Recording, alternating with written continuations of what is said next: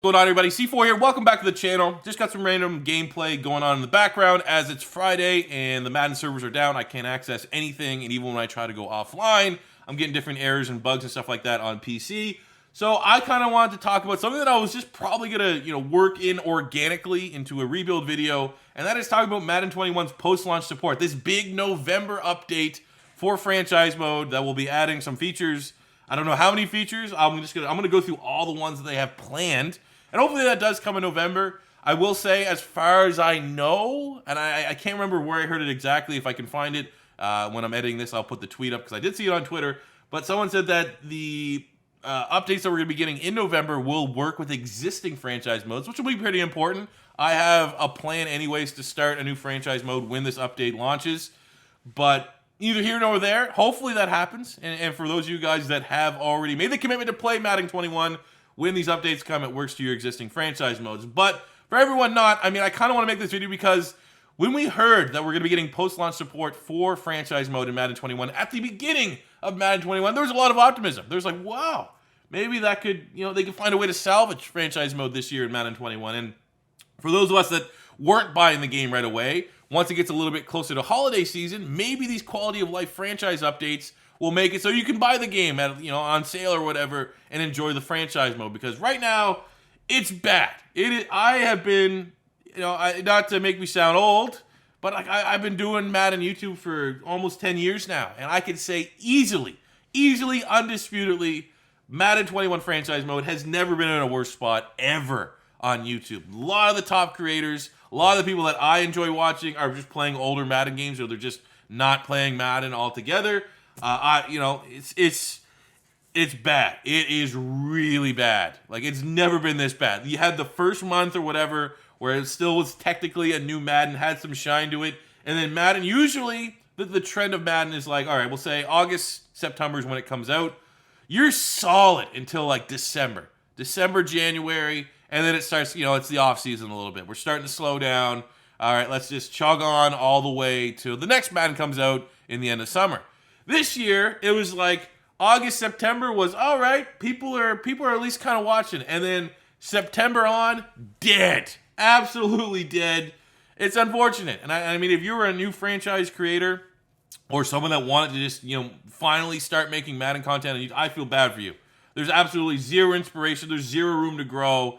It's not good. It is not good. So, understanding all of these things, today's video, I just wanted to kind of talk about what we will be getting in the November update and maybe in future updates if they're not only going to put it into one. As is this post-launch support going to save Madden 21's franchise mode, or is, and not necessarily save it like, oh my god, everyone has to play it, but at least make it playable. Add some more things to make it a little bit more entertaining. Or is it too little too late? And there's nothing that really can be done to save Madden 21. So I'm literally just going to go through the blog that was on the Gridiron Notes about what they're planning on adding into the game. And now knowing that what we know, 2 months in, 3 months in maybe, into Madden franchise mode, let's talk about it, man. Let's hash it out, and let's see if what we're going to be getting is going to save the mode or not. So first, we're going to start with tuning. Tuning was what they led off with here in the blog notes. And what they said is that tuning will improve progression and regression of players, improve core player progression in the future, such that X factors and other abilities for older players work well with incoming rookie classes. So that's a lot of words. I'm going to try to dumb it down. It sounds like, we'll be getting more realistic upgrades, because that's an issue right now. It was an issue in Madden 20, and it was a copy and paste issue that we have in Madden 21, where certain positions will go up dev trait at the end of the season. If you're like top 5 in quarterback passing yards and quarterback touchdowns, you'll go up a dev trait, and it should be the same for like rushing yards and receiving yards and all these different things. But tight ends have been bugged. Tight ends were bugged in Madden 20, and they're still bugged in Madden 21. And probably the most egregious one right now is corners. I don't know about you. You've seen it probably a couple times in my videos, but you will have a defensive back that is defensive back of the year. You'll have a guy.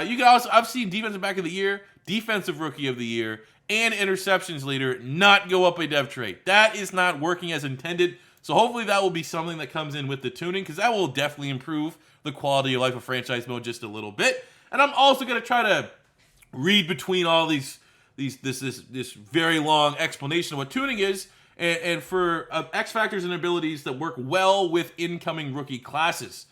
I just hope they fix the draft class generator for Madden. Because right now, generally speaking, when the top 10 players in true talent in a given draft consistently, more often than not, do not have a hidden dev trait, you are completely self-sabotaging the one thing that's exciting in Madden franchise mode right now. The number one thing, the most rewarding thing that can happen to anybody in Madden 21 franchise mode is drafting a Superstar X Factor player in the draft. That is something that the biggest issue with Madden franchise, right, is you play 1 year, you get bored, you don't want to play another year. I don't know if that's just me, but I know that that's a thing that a lot of people have experienced, right? You just get maybe even 2 years, but you're like, why do you want to keep going on beyond that? Well, you know, if you have a draft where you get 2 or 3 hidden dev traits and you're optimistic that maybe these guys can completely revitalize my stagnant franchise mode. Maybe I just drafted a couple X Factors or a couple Superstars like you would get in Madden 20.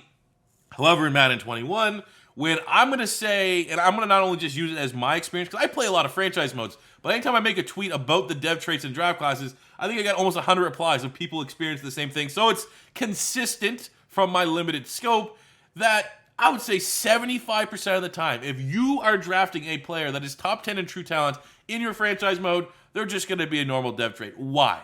That is designed. There is a design. That's like when you get a generated draft class, whatever in Madden, that is working under the hood here. It's just consistently saying, let's make the best players in a given draft class just normal devs, because that's what people want. That will make people excited.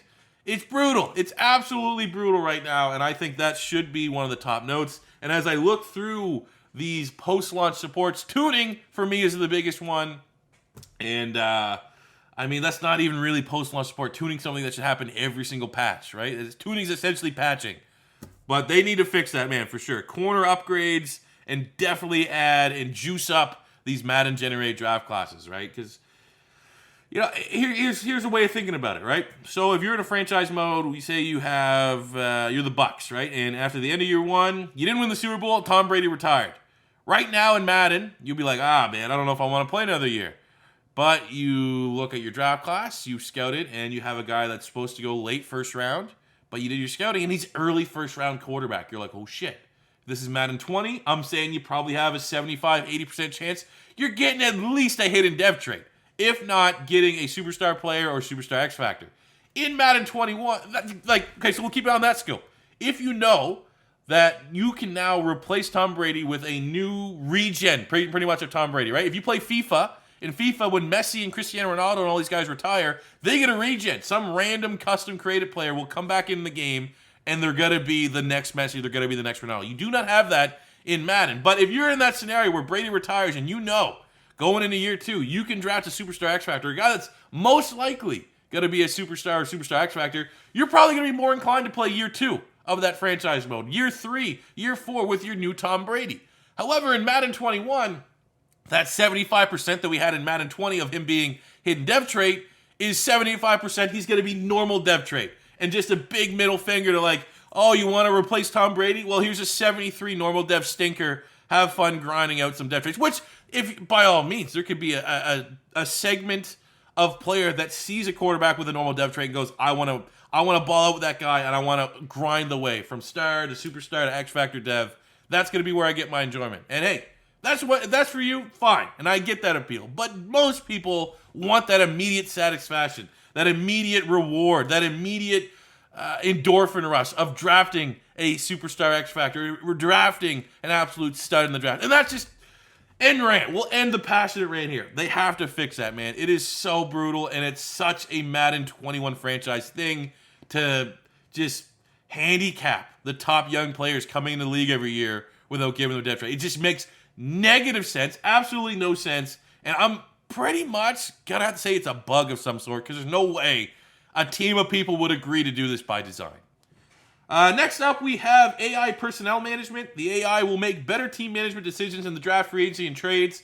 Personally, I haven't seen anything too egregious in Madden 21. You know, it used to be an issue that teams that had rookie quarterbacks would always be drafting quarterbacks in the ensuing draft classes. I don't really see that a whole lot. I guess the only argument I would say is that if you go into free agency like week 1, there might be a couple rosterable running backs that should probably be on a team. You can sometimes find actually some kind of stud, like Tariq Cohen will sometimes be there, not on a team. So maybe they could have a little bit better tuning there. But generally, I don't think personnel management, that's a bigger deal. I don't think. They're going to have a Super Bowl and playoff presentation. They're going to improve and refresh it. Sure. I mean, you know, again, from a copy and paste standpoint, you sit back, that probably should be something that's the end goal, right? That's the end game in franchise mode. The fact that it's been the same for, the last 4 years, kind of unacceptable. But in terms of moving a needle, I don't think them updating the Super Bowl presentation is going to be enough for a lot of people that have been on the fence about buying Madden 21 for its franchise mode to go out and support it. It's just different cinematics, right? It doesn't make a whole lot of sense. There's going to be X Factor and Superstar ability customization. They're going to introduce the ability to customize X Factor and abilities on all players, allowing you to customize your roster as you see fit. That's actually kind of cool. That's something that is, I never think, a positive at this point.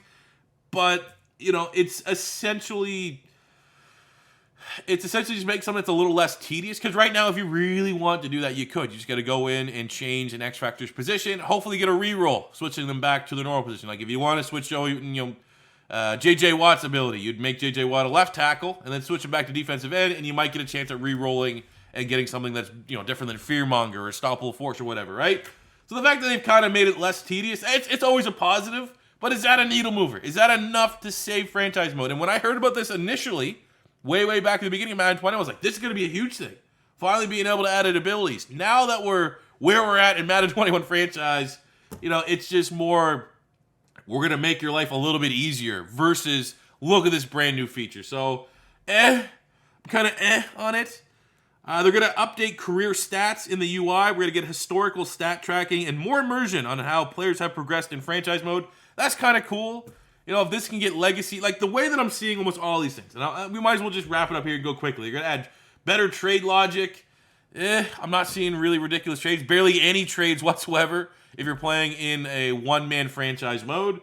They're going to update the retirement, better insight into retirements each season to allow players to react and manage. I